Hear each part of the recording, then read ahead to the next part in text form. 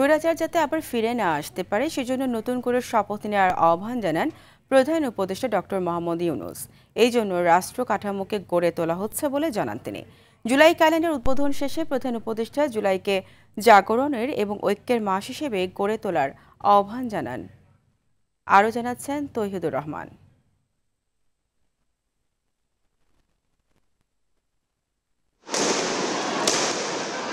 জুলাই অভ্যুত্থানের সেই অগ্নিঝরা সংগ্রাম,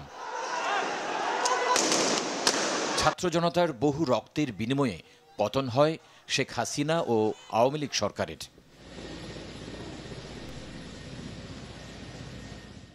প্রধান উপদেষ্টা কার্যালয়ে আয়োজিত জুলাই স্মরণ অনুষ্ঠানে দেখানো হয় দৃষ্টি হারানো এক যুবকের কথা। পুলিশ কোথায় আছে অবস্থানটা দেখার জন্য আমি আসলে মাথাটা একটু সামান্য উকি দিই, মানে এভাবে একটা গলির ভেতর থেকে এভাবে একটু উকি দিই।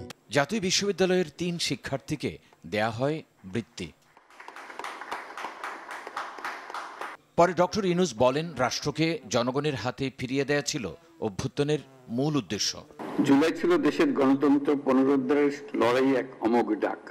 সেই আন্দোলনের মর্মবাণী ছিল ফ্যাসিবাদের বিলোপ করে নতুন বাংলাদেশ বিনির্মাণ, রাষ্ট্রকে জনগণের হাতে ফিরিয়ে দেওয়া। প্রাথমিক বিজয় অর্জন হলেও চূড়ান্ত বিজয়ের জন্য সবাইকে ঐক্যবদ্ধ হওয়ার আহ্বান জানান তিনি। গত বছরের জুলাইয়ে দেশের সকল শ্রেণীর, পেশা ও বয়সের মানুষের মধ্যে যে ঐক্য তৈরি হয়েছিল, আমরা চাই এই জুলাইয়ে সেই ঐক্য আবার সুসংহত হোক। ফেসিবাদ যাতে আর না আসতে পারে সেই জন্য প্রতি বছর জুলাই স্মরণ সভা করা হবে বলেও জানান ডক্টর মোহাম্মদ ইউনূস।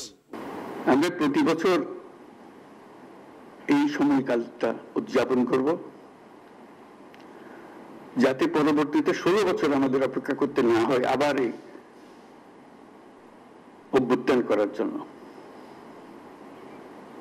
আমরা প্রতি বছর এটা করব, যাতে কোন স্বৈরাচারের কোন চিহ্ন দেখা গেলে সেটা তাৎক্ষণিকভাবে আমরা বিনাশ করতে পারি।